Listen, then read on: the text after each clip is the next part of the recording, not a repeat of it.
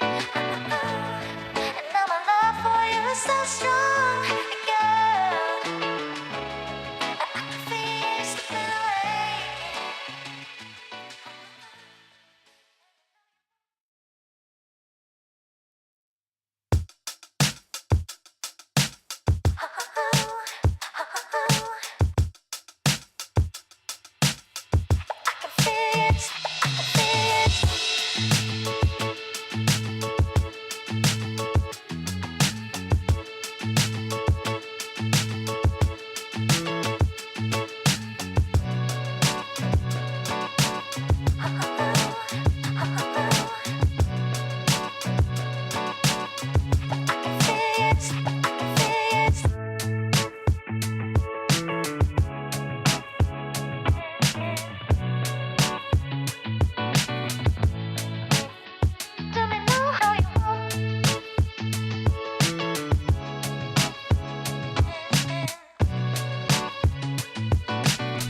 Yo,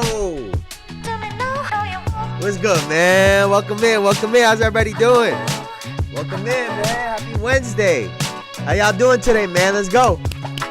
Yeah, we almost through the week, man. It's already Wednesday, y'all. We almost there. It's almost Friday, baby. If you having a rough week, it's almost over, y'all. It's about to reset into next week. Let's go. Yeah.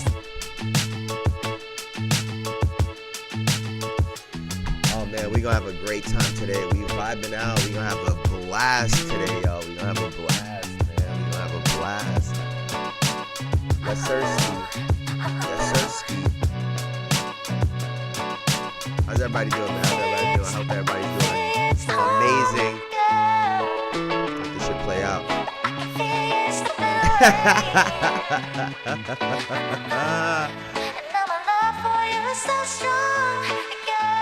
Oh man, Jayson with the bars. That guy. I haven't seen that guy in a long time, Elijah. I haven't seen that guy in a long time, bro.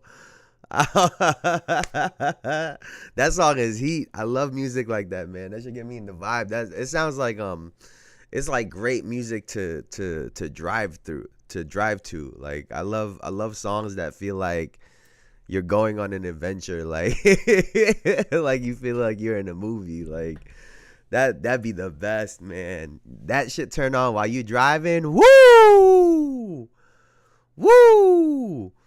man, I miss that. But I hope everybody's doing good, man. How y'all doing, man? How are you, Elijah? How's everything, man? How's everything? Man, oh man. We got a couple things to talk about today. I haven't got my run in yet. I'll probably get my run in after I get off of this. I've been pretty consistent. Just, we tap back in. We gonna check back in, y'all. Since last Monday, I've only missed one day, which was last Thursday. I've ran every other day since then. So I've been trying to keep up. I've been with it. I've been doing a pretty decent job, so we'll see how that continues. My feet hurt. I'm not even gonna lie to you. My feet hurt. My right ankle hurts. It is horrible, bro. Every time I get out there and I start running, I'm like, why the fuck am I here? Like, what am I doing? The feeling never changes, man. The feeling never changes. Let's see.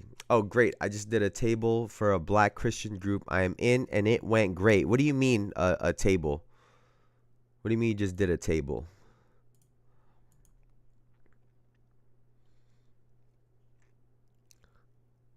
What does that mean exactly? And then, it's funny enough, right? Funny story. The reason I met my girlfriend, right? My longtime girlfriend. I love her to death. I met her actually through essentially like a Sunday program through it was called YFC Youth for Christ. So that's actually how her and I met, was through that. So hey man, you never know who you can meet in there. Set up a table at the university I go to and just shared about the group. Oh, that's fire. See, That's really cool, Elijah, because there are some people that are almost scared to talk about their faith. And, regardless of what someone's beliefs are, I think it's important to have the freedom to be able to share, to be open to share that, because people can connect and relate to that.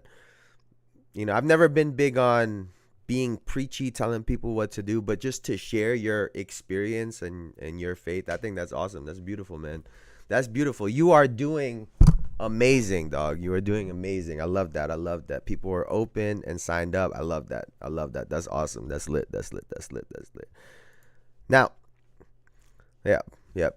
And it's funny. People are always surprised when they find out that Sam and I met through church. People are always confused and surprised. They're like, I'm like, hey man, hey. Don't judge a book by its cover, right? Don't judge a book by its cover is all I will say.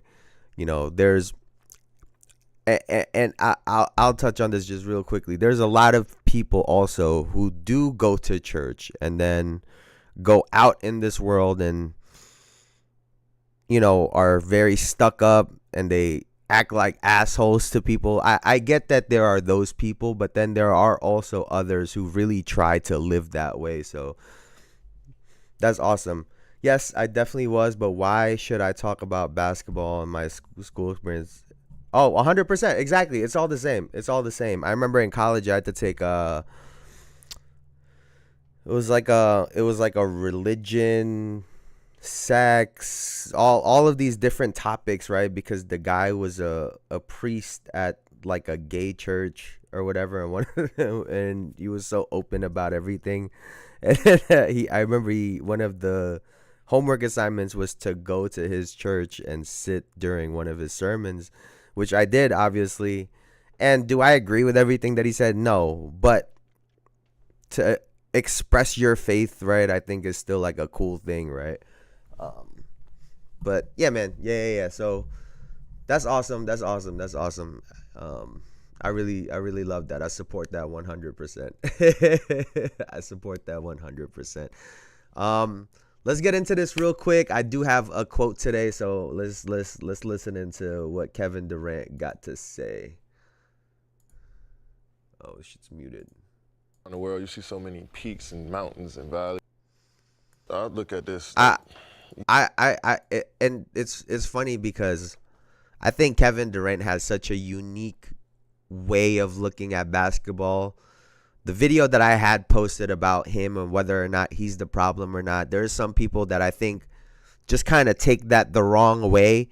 But, he has such a unique view on basketball, and this is one of them. So let's listen in. I look at this like we travel around the world. You see so many peaks and mountains and valleys, and it's like we all have built up our own mountain, in this basketball world. And it's like it's going to be hard for anybody to, like, knock that down. You see what I'm saying? And you got these other guys that are building. They're in the valleys right now, but they're trying to build their mountains up as well. So we sit on our own mountains in this world of basketball, and we want to continue to keep building, but at the same time, you see the guys that are coming up and building their own place in the game as well, and you appreciate that about the game. You know how hard it is to sit on that peak and mountain that you're on as well, So it's a matter of continue to give back to the game and continue to see where the growth of the game is going, but also realize, like, I built up my place here too, you know what I mean? And it's pretty cool knowing that we get respect from the younger generation, but they want to get up to where we are too. So just a really cool way of looking at the game of basketball in the world that they occupy, which is basketball world. Their mountains are the ones that are holding up this sport that we love, right? This sport was built on the greatness of the players. And I know the other day I was talking about, some of the reasons why the three broken down. It was good, Bruce Morrow. The other day we were talking about some of the reasons why media and why fans hate athletes and basketball players in particular, and some of the entitlement and the way that they act out. But, you know, the other part in that is the fact that this very sport that we love is built on top of the players, right? Those are the ones that really make this sport as popular as it is. Their eras are over. Their aura is gone. Oh man, why you gotta hit me with some hard truth, Bruce? Like, you know, at the start of this season, a lot of people were talking about LeBron and, you know, father time. He's the only one beating it. And I feel like in this season, more than ever, we're seeing 15, 18-point games. It really kind of shows where LeBron is in his career. And, you know, to see Steph Curry struggling with the Warriors, which we'll get into in a second, and then to see Kevin Durant and the Phoenix Suns struggling, it really does seem like it's an end of an era. And I wanted to specifically talk about the Golden State Warriors because Steve Kerr and Steph Curry had come out and, you know, spoken about not making any moves that would jeopardize the future of this organization, which it's really selfless if you think about it, right? Because the moves that they're talking about probably won't even be there, right? Steve Kerr even said he probably won't be there to see the effects of some of the moves that they could make, and most certainly, you know, Steph Curry. But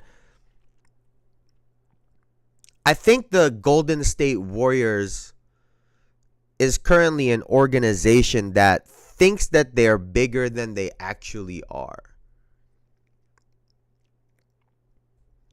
I think that the decade plus that they've had of dominance and popularity and being the team or the villain team, they've been on both sides of it.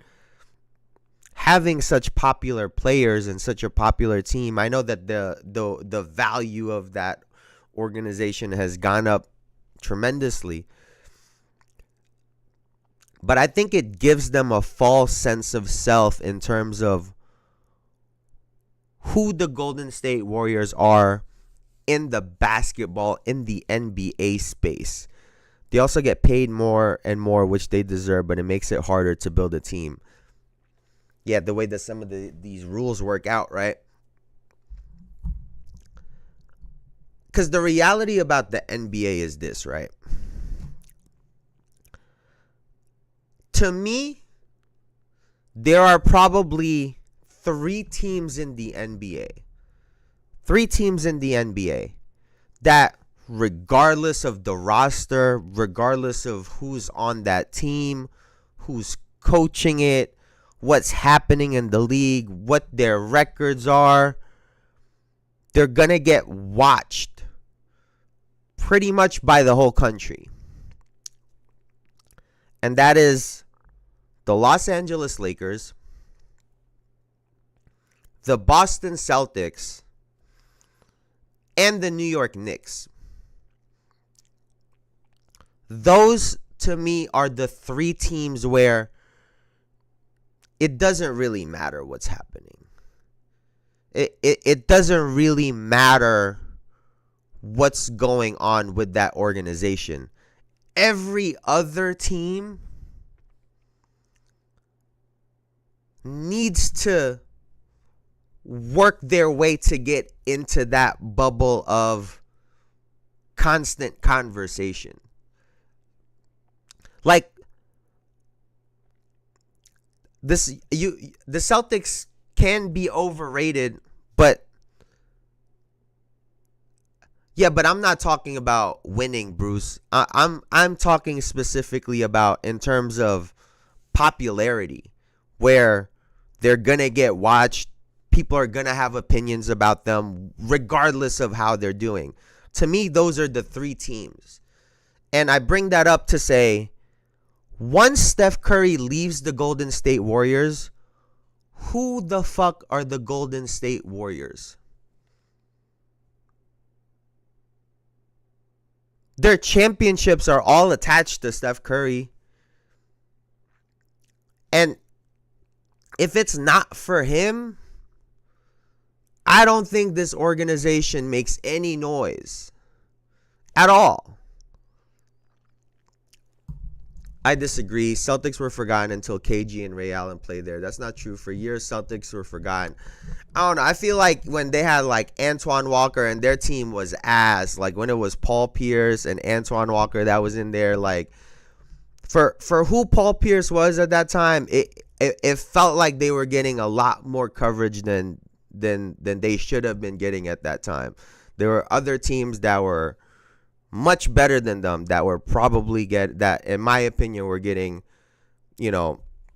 that were getting views and whatnot, and then everything blew up once they got Kevin Garnett and Paul Pierce, and they've been riding on that one championship up until the most recent one with Jason Tatum and them.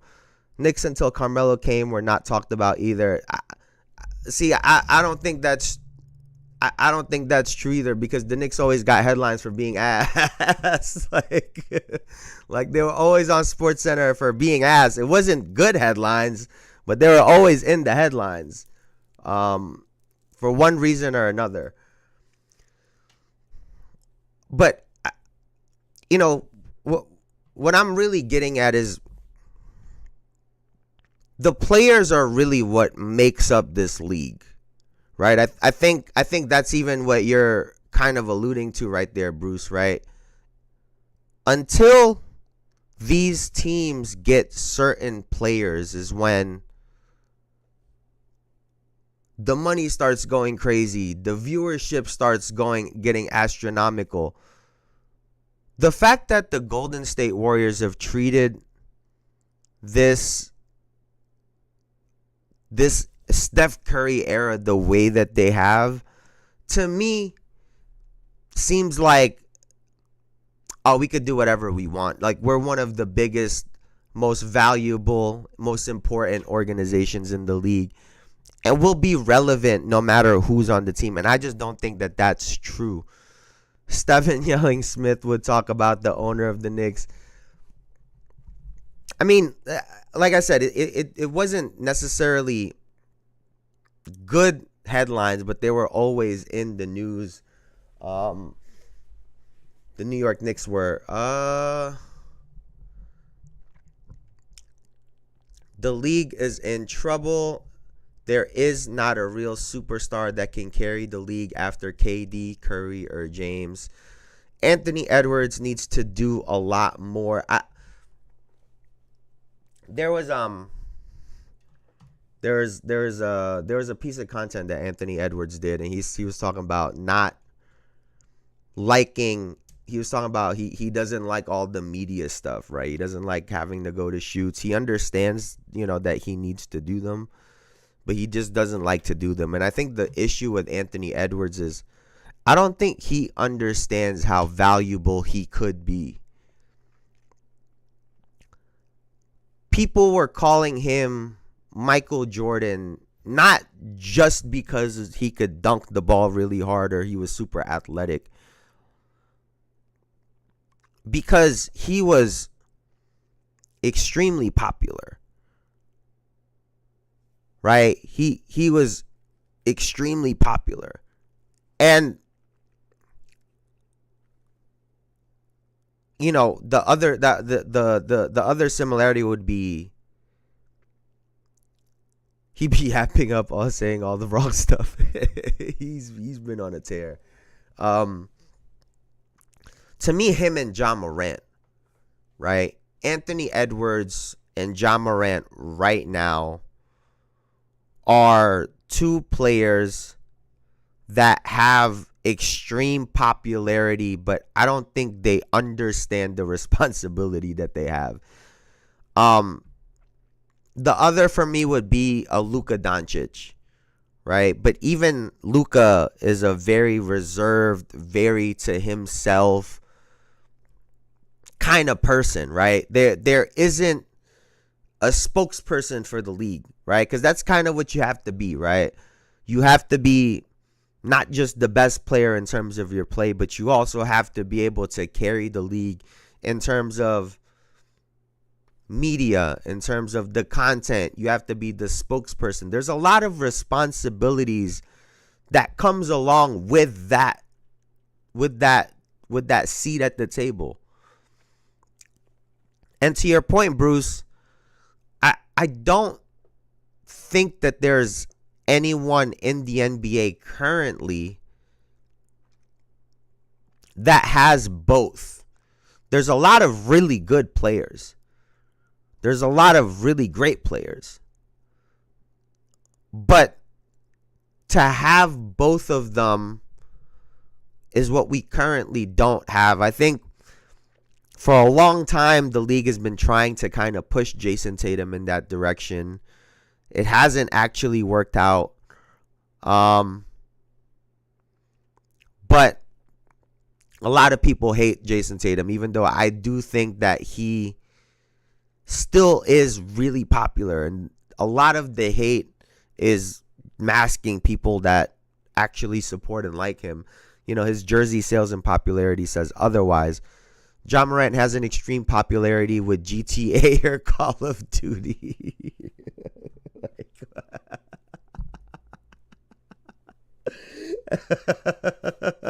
You saying that's where his demo is?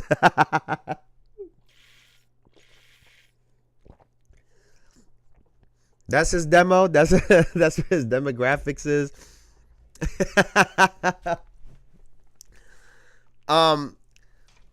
But I also think that, you know, it does take time. We have a lot of these guys that are young still. Like Anthony Edwards is like 23 years old. Jayson Tatum just turned 26 or 27. So there's a little bit of time for one of these guys to come out and be that dude. And like I've spoken about before, you know, seeing games like the Oklahoma City Thunder and the Cleveland Cavaliers, to me, shows that basketball is still extremely, extremely good, right? That we have teams that isn't just run and gun, shoot a bunch of threes, that it seems like there's no strategy involved, that, the old school basketball that they would say, it's still alive, right? So, you know, I get that there's definitely some, I don't know if I would call it fear. There's definitely a lot of people that have questions about what the future of the league is going to look like.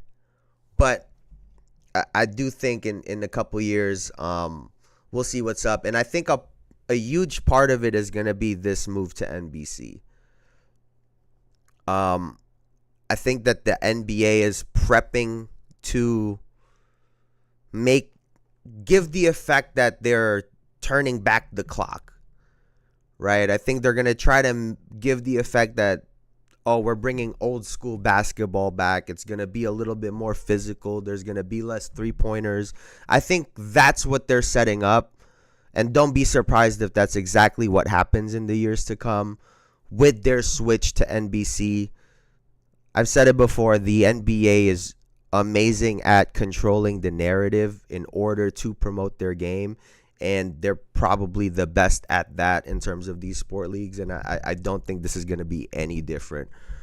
We have a player like a Paolo Banchero who is every bit of old school basketball. He bullied PG out the way the other day. Like, this man just came off of an injury, and he's bullying people again.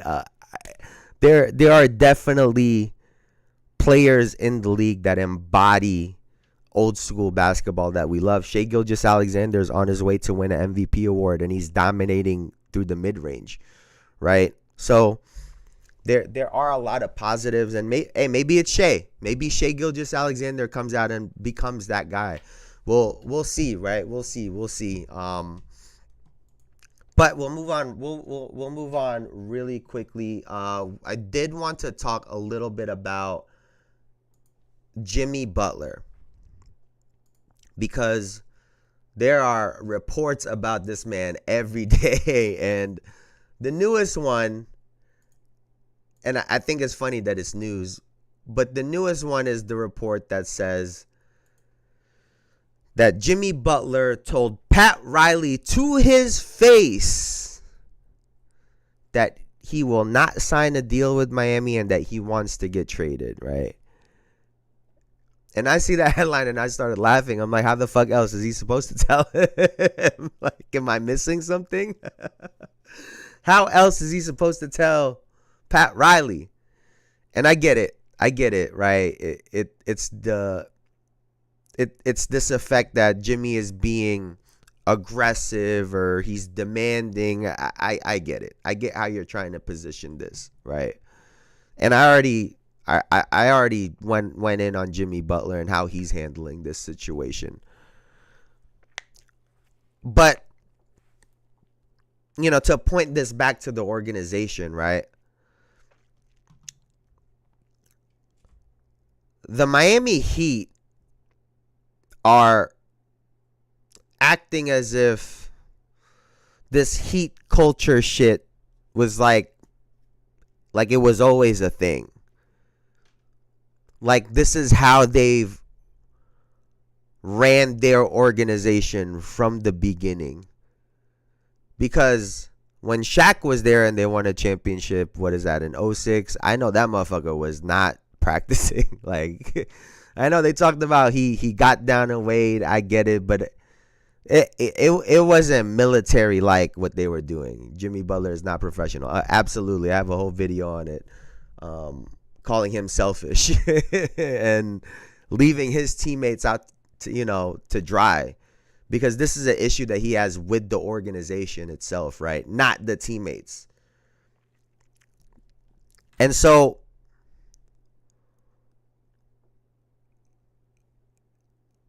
I think this is a situation where they win that championship with Wade and Shaq, right? And then they're pretty shit after that, until they get LeBron and Chris Bosh to go to Miami to join Dwayne Wade. And the funny thing about that is that team had nothing to do with, we're this militaristic culture, we're in the gym working out. Now, I know they were definitely working out, but it wasn't because of the team. They didn't have to tell LeBron James, Dwayne Wade, or Chris Bosh how to work out or when to work out or how hard or how many times or whatever. They were doing that on their own and bringing their teammates along. So, to me, it feels like the Miami Heat, kind of like the Golden State Warriors, think that they're a lot bigger than they actually are, because of the runs that they had that were on the backs of these great players. And I get it. Jimmy Butler is still being an asshole. Like, you can't request separate planes from your teammates. Like I said, they have nothing to do with this. Battle the organization where you need to battle them. Handle your business on the court. But I guess I can kind of see where his issue might be with this organization, is all I'm saying. Because Pat Riley didn't give a fuck about Dwayne Wade. Pat Riley, I think he did the same thing when he was in New York. Pat Riley, from all the stories and reports about him, can be an asshole. And so it's not surprising that their relationship has turned into what we're seeing today, and it's getting ugly. It's like every day we get new news on how they're shitting on each other, and I just truthfully, I get maybe this is some downtime. They need some clicks for the media right before the All-Star break, whatever the case may be, but I need this shit to be over. Like I'm tired of hearing about Jimmy Butler and the Miami Heat. Like I am genuinely tired of it. Now, let me see here. Let's see. Actually, you know what? Since we were just talking about the New York Knicks, let's go right back to them, because there is just no way. Like there is like there is no way that the New York Knicks just lost to the Detroit Pistons the other night. My guy said the NBA is trash right now, to be honest. We just had a banger last week though, Bruce.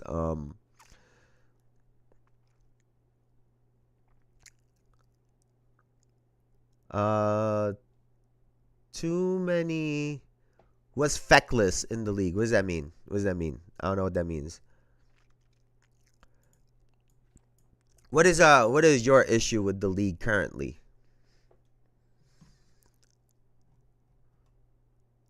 Bruce, I'm curious. I'm curious to know what you think is wrong with the league as it stands right now. Is it the type of play, right? Is it the style?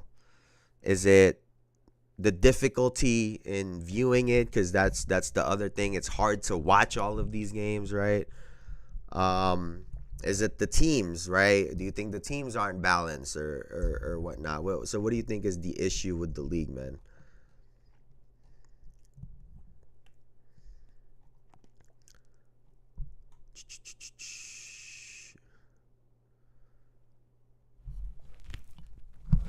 Let's see what you got to say.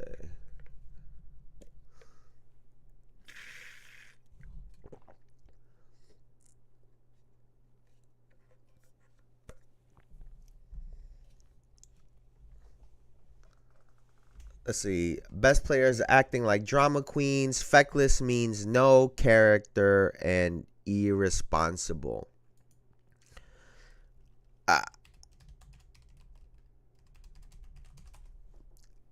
See, I can't say that you're wrong per se, right? I can't say that you're wrong per se.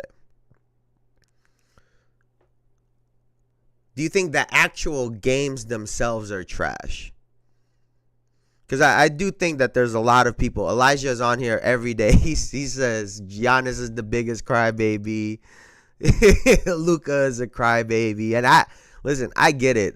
You hear Walt Clyde Frazier, you know, he hates it, right? Because I grew up, like the mentality I had growing up and what I got taught was the game evens out, right? When a referee makes a call, you can't change it, right? They made the call. You can have a conversation with them or whatever, but that conversation is for the next time something might, or that same situation might happen. But you can't get so caught up in it because you're not going to, whatever you say is not going to change their mind, right? Or even if you change their mind, they're not going to change the call. So, you know, I've always had that mindset. And also, like I said, people, like the game will, in my opinion, it balances out, right? You're going to miss calls. You're going to get some calls in your favor. But when you get to the end of the game, for the most part, it evens out, right? I am tired of Luka, Giannis, Harden, Dookie. Like, what the fuck?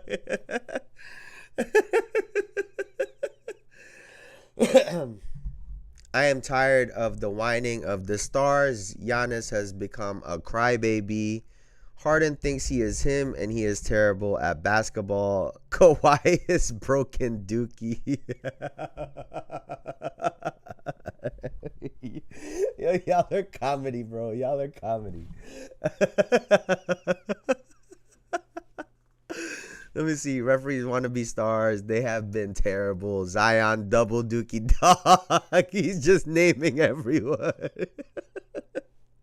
Not for nothing, I put up that video saying Kevin Durant the problem, and I think the only reason why people are watching it is because it seems to be a negative video and people just want to shit on KD.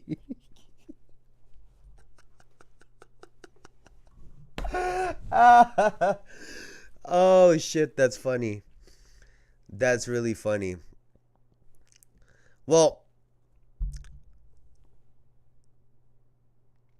like I said, I don't think you're wrong per se. Are there players that take advantage of the rules? I mean, there's a lot of players in the league that are irritated by Chris Paul, right? Because he's someone that tries to follow the rule for what it is, and he came way before these guys, right? So I think we've always had these type of people. I think it's just gotten worse, right? It's just gotten a lot worse. You know, I think when Giannis figured out, it took him a little while, but when Giannis figured out how liked he was by the NBA itself, he realized that he could, go out there and kind of flex his muscle a little bit. And I think,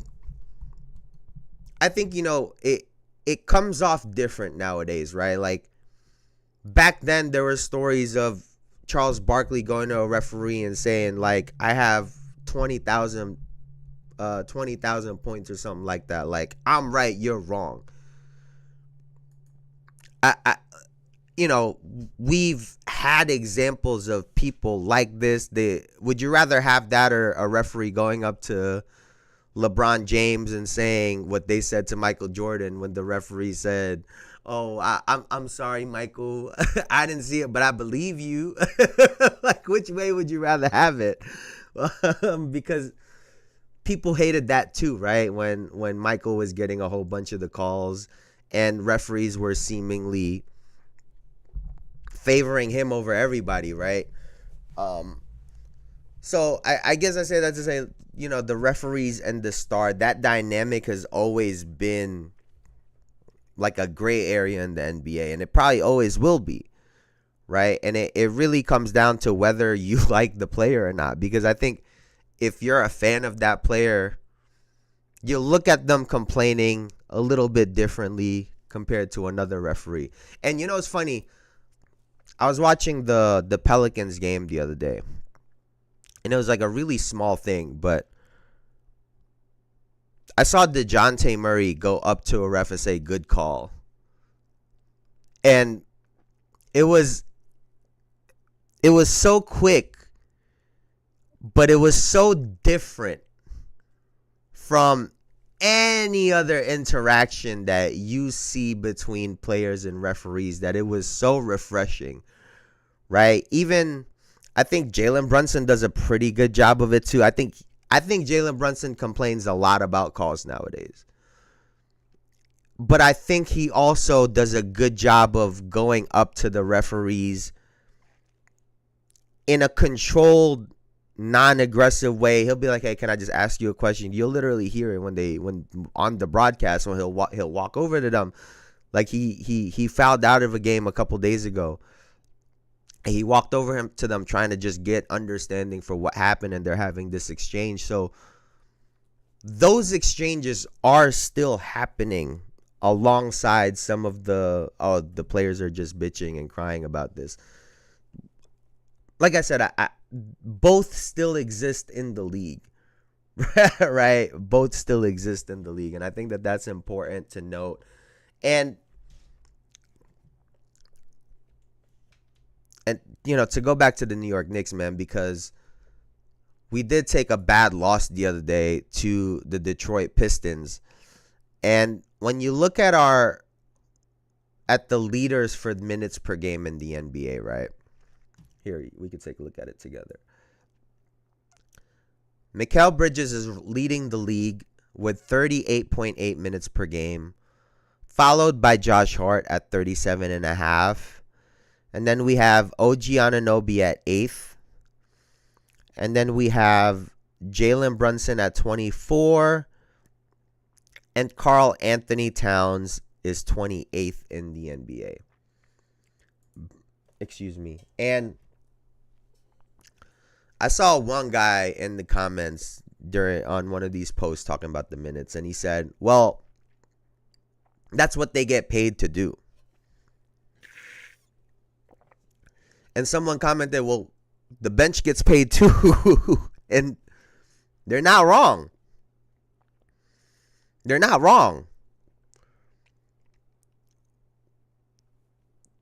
The idea of a team should be we have a bench that we could depend on so that we could try to pace ourselves through this NBA season and then get to the playoffs and everyone is as fresh as they could be.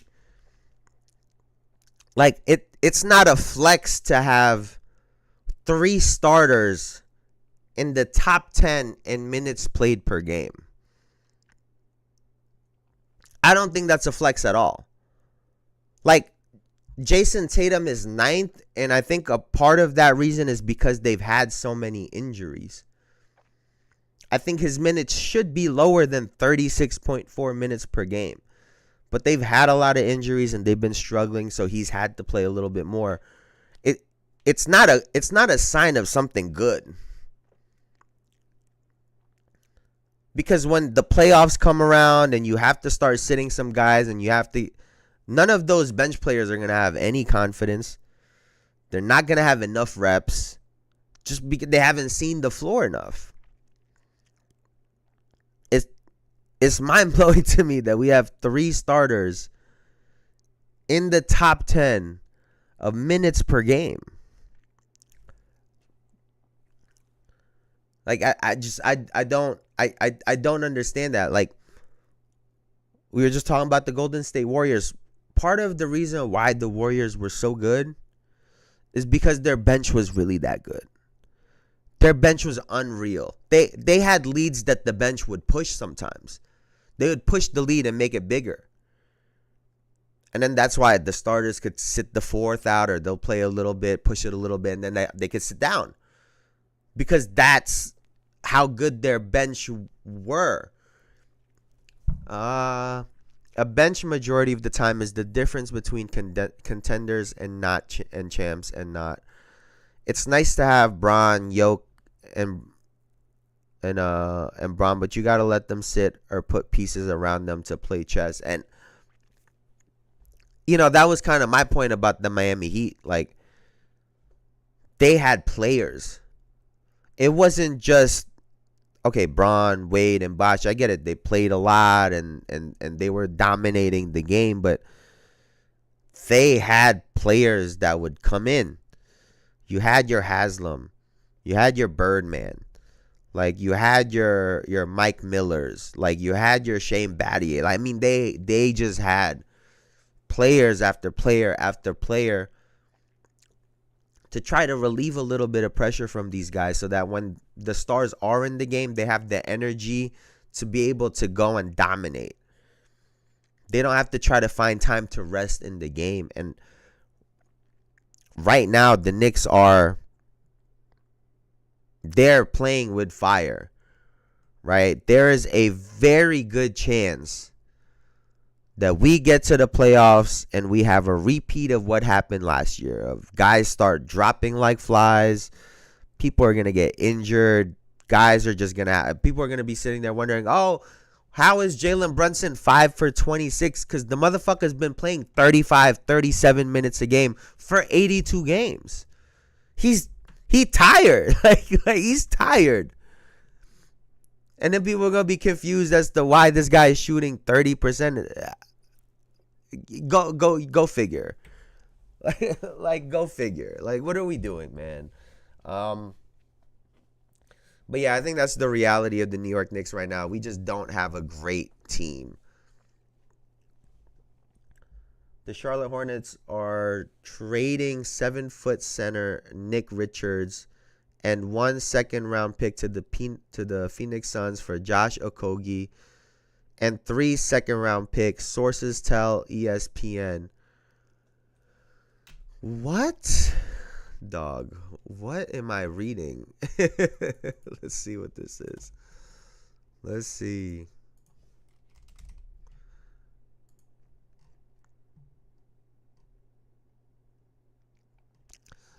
$6 minutes ago. You are on it, Bruce. Richards, who averages 11.3 points, 10.2 rebounds. Last 4 seasons. Okay.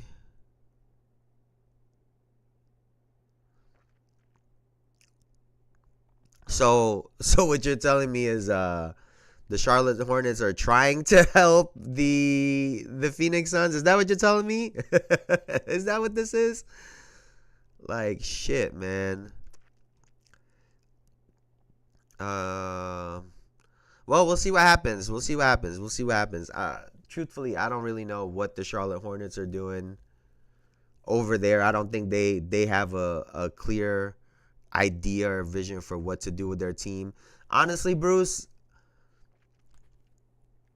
I've been a big proponent of, I think Nurkic is, as much as people want to blame, Kevin Durant, Bradley Beal, and Devin Booker for that situation, I don't think Yusuf Nurkic has been helping them at all. The ball stops with him. He likes to shoot threes. He's not an unbelievable post player, but he's going to need his touches. He demands his touches, and then he's going to try to fight the other team.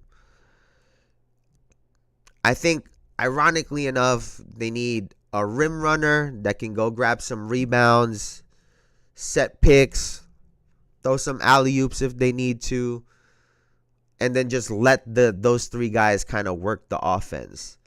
I think Nurkic was kind of getting in the way from them expanding their offense and being a more dynamic team. So this is moving in probably the right direction for them. But also, I think that situation with Bradley Beal, it needs to end.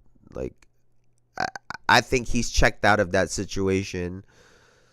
If they can make that trade happen with the Miami Heat, I've said this before, I think that's might be the most ideal situation. Jimmy can come in and be more of a facilitator to the shooters and the scorers that are Devin Booker and Kevin Durant. And then Bradley Beal gets to go into a situation where he's more of a shooter than Terry Rozier is. So I think putting him next to Tyler Hero, they can have some success on paper. I'm not saying they will. Their defense is probably going to be horrible with those two. Those picks and Beals to the Heat, because they got and 1 second-round pick to the Phoenix Suns. I mean, I don't see why not, because at this point, if you're the Miami Heat, like, what are you going to take? Like, realistically, who are you going to get for Jimmy Butler? He's 35. And even if you're the Phoenix Suns, honestly, Devin Booker is he's not a young buck anymore. Kevin Durant is like 36 also, or whatever 34, however old he is. And then you add a 35-year-old Jimmy Butler. I get it. You got a bunch of old guys running that team. But, maybe a change of scenery would be good for Jimmy. And like I said, I think Bradley Beal is completely checked out of that situation. So I think their best bet is to just kind of move on from it. Because the other route they could go, which I don't think they'll do, is to just blow the whole fucking team up.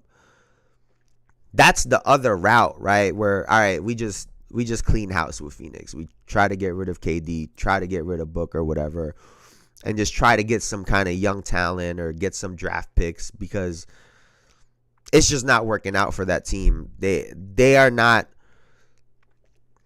trying to build a team, is from the looks of it. They're just putting players together. So, wow, that's breaking news. That shit was 6 minutes ago. But I wanted to quickly talk about the Cleveland Cavaliers because I know All-Star is going to be a thing this year, right? Let's take a look at the All-Star voting. Let's take a look at the All-Star voting. And I think let me see.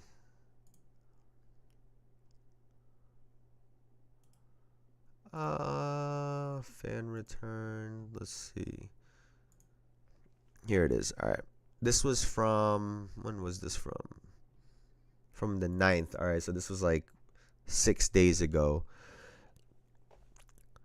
See, so the guards for the Eastern Conference, LaMelo Ball is leading it. Mitchell is right behind him, followed by Damian Lillard, Jalen Brunson, Trae Young, Tyrese Maxey, Cade Cunningham, Jordan Poole, before we get to Darius Garland.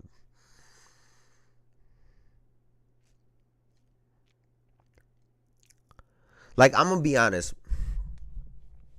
I think LaMelo Ball is a really good basketball player. Does he make some questionable decisions? Does he make some dickhead plays? Absolutely. But he's one of those people you got to take the good and the bad. And he's also just had a ton of injuries. He's missed some time this year already, right?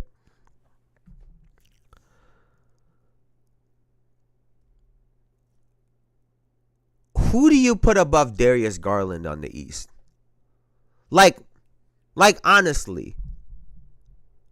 Like you maybe put Jalen Brunson, but for the year that the Cleveland Cavaliers are having, like there's just Damian Lillard,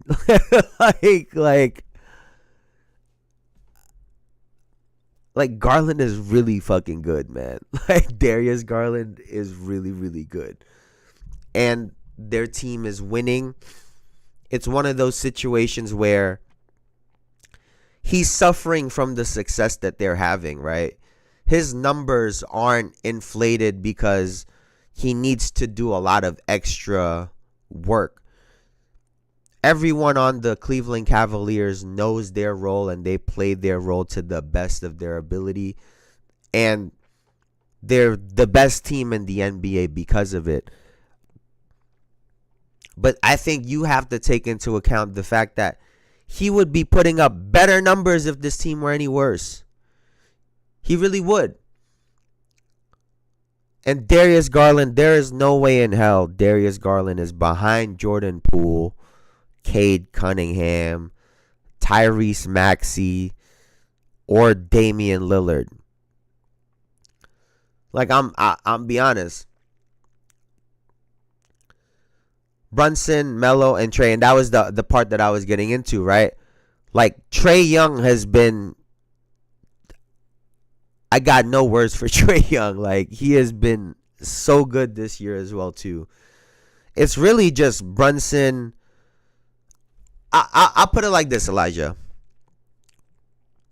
The only clear guys that you can put above Darius Garland, in my opinion, is Jalen Brunson and Trae Young. I don't even think it's clear with LaMelo.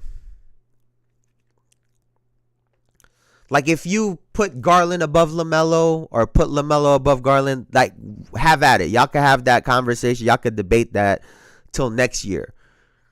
But you wouldn't be wrong in thinking either way. And so the fact that Garland is 9th in this when he should be 3rd, like, what are we doing? And by the way, too,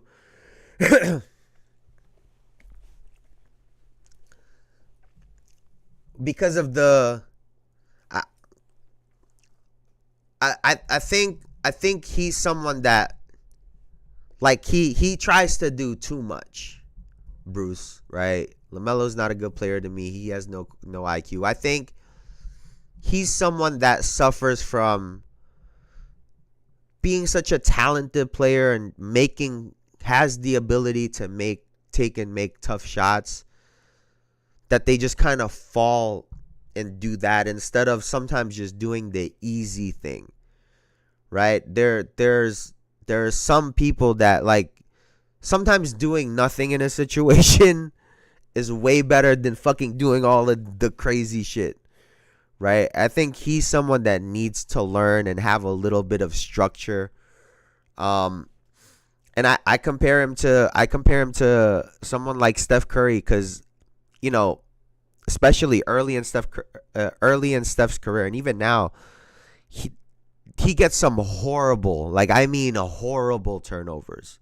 Like, horrible turnovers. And I'm not saying LaMelo is Steph Curry, but there are just some players that are there. That's just their flaw, right? That's just how they are. But, you know, you give Steph Curry some structure. You build an offense and a little system around them. You can try to mitigate or try to, you know, take away some of those flaws or lessen them, right? So they don't happen as frequently over the course of a 48-minute game. And I think that's what needs to happen with LaMelo. They've given him all the freedom in the world up until this point.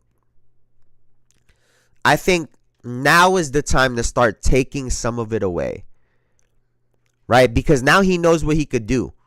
Okay, we need you to make more consistent basketball plays, not as many highlight plays. And I think he'd be in a really good spot. Oh, and by the way, the New Yorkers, y'all got, like, Cat is third in the front court and Jalen Brunson is fourth in the guards. Are we dead ass? Like, y'all got to start voting, bro, because there's just no way. That's why I, like, get mad when they talk about Russ. I'm so glad you brought up Russell Westbrook. I'm so glad you brought up Russell Westbrook. They don't watch the game because they turned the ball over just the same. 100%. Everybody loves shitting on Russ. Everybody loves shitting on Russ. When this year, Russell Westbrook has been the second best player on the Denver Nuggets. Like, funny how that works, right? Like, funny how that just seems to work out in that way, right? But he's trash. But he's the best player, second best player on the team with the MVP. And so last night, Jamal Murray had, and it's funny to say that someone had a breakout game in the season in January, but that's exactly what Jamal Murray did. And I wanted to take a look very quickly at what he had to say about, because Shaq had some comments, and he had, you know, Jamal Murray had, I think, 45 last night. It was just a big game, and he had this to say. Let's take a look at it really quickly. Okay, so now that Westbrook is playing great, Mr. Murray, where have you been? I don't know if you're injured or not, so I'm not going to really go in, but I guarantee you this, once you step up and play to the level that help you get a championship, y'all will be champions again. One of our guys in the studio, Shaq, is actually taking credit for this performance tonight. Shaq wants to know if he inspired you with his pregame words tonight. I don't know what he said. Perfect. That works out perfectly well. I would love to know what he said, though. Okay, so here's what Shaq said. He said he needs Jamal y'all to be Murray's champs mid. I'm again, weak. and it all starts with you, Jamal. Get to work. I agree 100%. 100%. Because when it's games like this, you know, when I'm on and, you know, there's nothing to worry about. You know what I'm saying? That's the sense of the group. You know, when Yoke's going, it's like, okay, he's going. But I feel like, and the team feels like when I'm going, there's nothing to worry about. He's got to play defense. And he's 100% right. You know, I need to play my best. I need to play better. I played terrible up until today. And I've struggled. And struggle he has, right? We've been talking about Jamal Murray since the beginning of the year. You know, some people were pointing at the knee injury as someone that tore his ACL. I can feel his pain, literally. You know, I feel his pain. And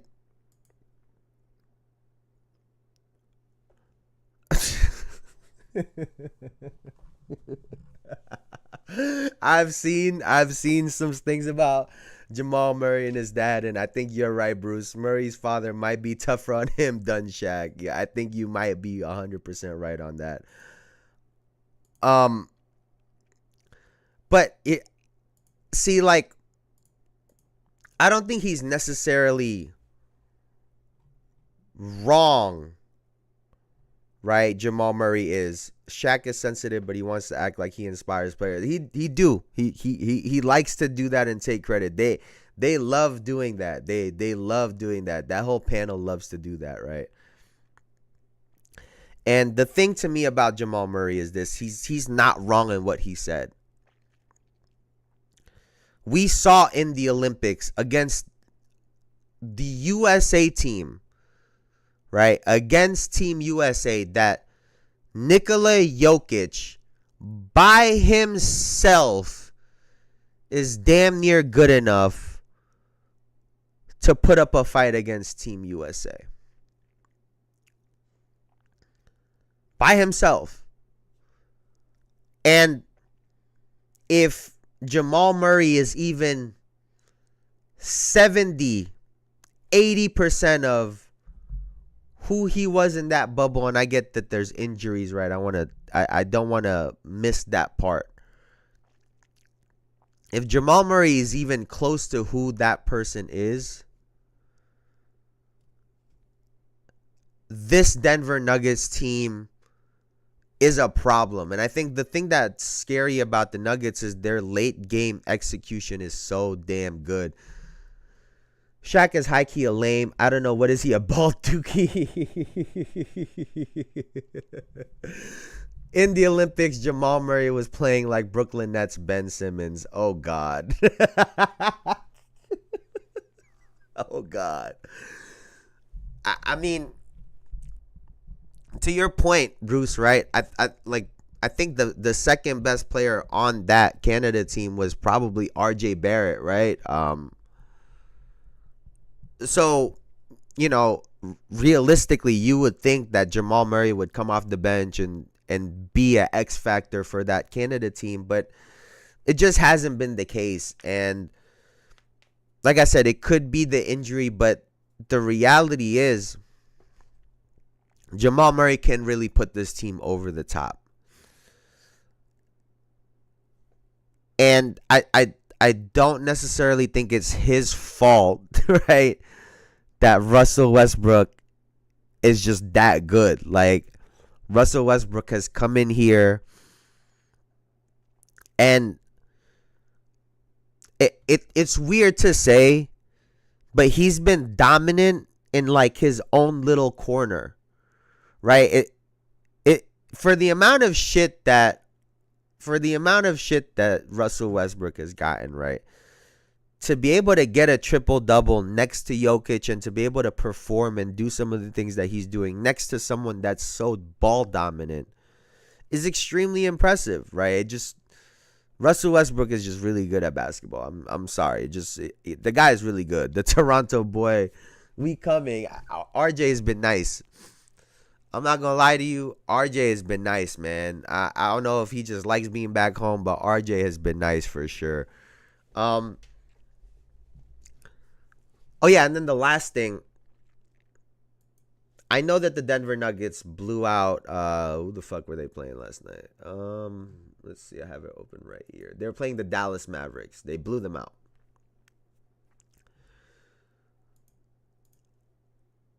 How long do y'all think the Denver Nuggets can continue to have a lineup that has Jamal Murray, Russell Westbrook, and Christian Braun? I don't know how exactly you're supposed to pronounce his name, but how long do y'all think they can actually keep that lineup out there? They had Michael Porter Jr. at the 4 to go with Jokic. Because to me, Christian Braun, however you want to say his name, I think he has solidified himself at like that 2-guard position for the Nuggets. He gives them pace. He's competitive on defense. He gives them some athleticism. He's a cutter, slasher. I think he goes really great with Michael Porter Jr., right? Michael Porter Jr. is the scorer, the shooter, and Michael Porter Jr., as we've talked about before, he's grown his game. He's getting more touches in the paint, more mid-range shots. It looks great. I personally don't think you can keep playing Jamal Murray and Russell Westbrook as starters. It worked last night, but I don't think they can keep doing that and have success. And now Aaron Gordon is on the bench. I know he's been dealing with some injuries, so I don't know if he's just trying to get back. But this team just looks like a shell of themselves. And the hard part is, how do you put Westbrook on the bench with how he's been playing? And the second part of that is, in order for Jamal Murray to be the scoring Jamal Murray that we know, he's going to need time. So there's a clash right there. Right? So that's a clash. So how are they going to manage these two players? Because like I said, I don't think you take Christian Brown out. I genuinely don't. I think he's a great addition to that starting lineup, and he goes well with both players. So we'll have to see. We'll have to wait and see what happens with the Denver Nuggets. They can do it till the playoffs or winning time, in my opinion, like the Kings did. Like I said earlier, Russ may need to start in replace of Jamal. You know what's crazy, Elijah? I got to give you your credit. You said that shit in like the second week of this year. Like, you actually said that in like week 2 of this year. You know ball, my friend. You said that shit from the jump. You said that. So I got to give you your credit because wow. And then when you look on the other side, right? When you look at the Dallas Mavericks, I know I said like a week ago, because Kenyon Martin, there was a statement Kenyon Martin made, and he said he thinks Kyrie Irving is a better basketball player than Luka Doncic, right? And I said he's not that far off, right? Because I think Kyrie Irving is that good, right? It's not necessarily to say Luka's not that good, but Kyrie is just that good. And I'm here to check myself, y'all. I'm here to check myself. Because I'm watching that game last night, and I'll be honest, without Luka and the Denver Nuggets and the Dallas Mavericks, they have Kyrie, they have Klay Thompson, right? I hope Derek Lively is good. He rolled the shit out of his ankle, but Luka goes down and no one says, oh, the Dallas Mavericks are going to be fine. No one says that. No one looks at this situation or this team with Luka out and says, oh, Kyrie will be able to carry them to the playoffs and maybe make a run for it, or whatever the case might be. So I think I got to check myself, right, in that Kyrie-Luka convo. Because even though, like I said, I think them two as basketball players is a lot closer than people would give it credit for because of the numbers that Luka puts up. Luka is Luka for a reason, too. And I get he whines and all of these things, but that guy and his ability to impact games is at an extremely high level. And so I just wanted to check that. I want to check myself on here in front of all y'all, just so y'all know. If I'm wrong, I'm wrong, and that's cool, man. That's cool. Dallas is worse this year. Listen, Bruce, that's what I'm saying. They really fucking up my prediction because I genuinely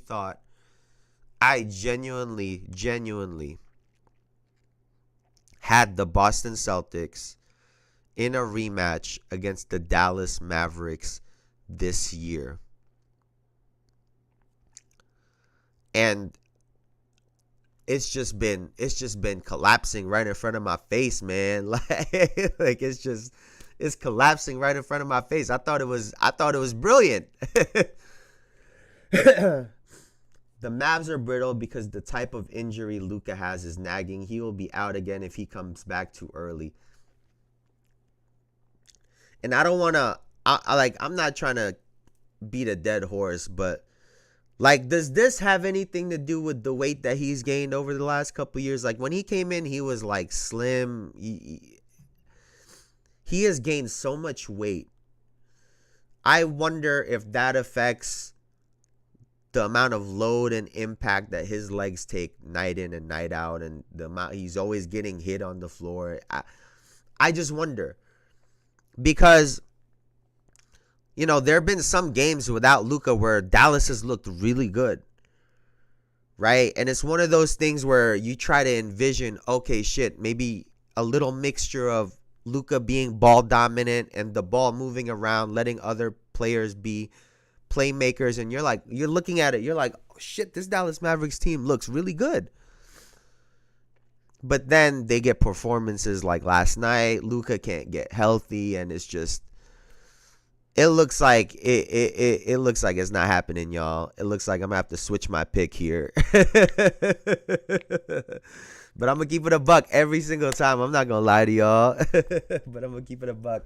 But we've been live for like an hour 13, man. That's gonna do it for me for today. Left calf strain is no joke. I mean, that guy was on a little scooter with his leg up. Like, I knew it wasn't a joke. Like, he's sheesh, man, sheesh. And it's tough too, right? Because he's obviously one of the best players in the game. You want to see someone like that play, right? You want to see them. He had a rough start to the year. You want to see him get into it and try to come back from it, but it's tough. And hopefully it's not one of those things that keeps coming back, right? Hopefully he can kind of, this year is a one-off, right? He has his injuries, he kind of deals with it, and he can get back into the swing of things, because Luka's really, really good, regardless of what I or anyone has ever said about him. That dude is really good at basketball. But that's going to do it for me for now, man. I appreciate y'all as always for hanging out with me. Y'all are the best. Nice stream. Thank you so much, Bruce. Before I get out of here, please like, comment, and subscribe. All that good stuff. It really helps the channel out. We're trying to take this to the moon. Hey, and Bruce, I appreciate you on the pushback, by the way, man. Like, I think that's what makes these conversations so great, right? The fact that we can have a difference of opinion and just have a conversation and just have a real conversation. I think that's really cool, and I think it'll grow the basketball community. But I personally don't think so. Whoa. What do you mean? Whoa. What don't you think so, Elijah? What the fuck?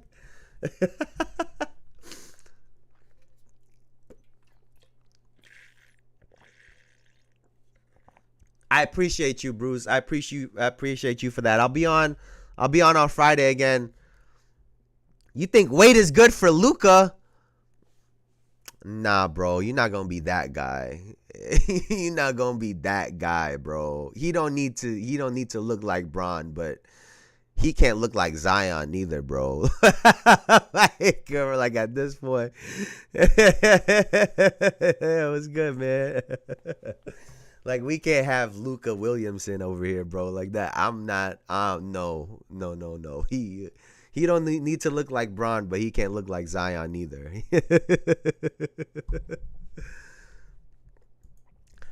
Yeah, and listen, like I said, he don't need to lose a whole, but like a little 20, would go a long way for Luka, I think, and take a little bit of weight off of them legs. Shit, he might make a run for a couple MVPs if he do that, but yeah. Y'all seen there was a video of this dude who this kid, I think he's like in middle school or high school, bro straight tore his ACL. It was like on camera. He just collapsed on the floor. I was like, oh shit. Like, that's not, you hate to see it. You don't want to see that. I don't want to see that for Luka neither, man. I don't want to see that for Luka. But that's going to do it for me for now, man. I appreciate y'all as always. Please like, comment, and subscribe. All that good stuff really helps the channel out. We're trying to take this to the moon. I appreciate y'all as always. Thank you so much. I will see y'all on Friday. Y'all could have been anywhere on the internet, but y'all were here with me, and I appreciate y'all for that, man. Y'all have a good one. You have a great evening. You have a great Thursday, and I'll see y'all on Friday, man.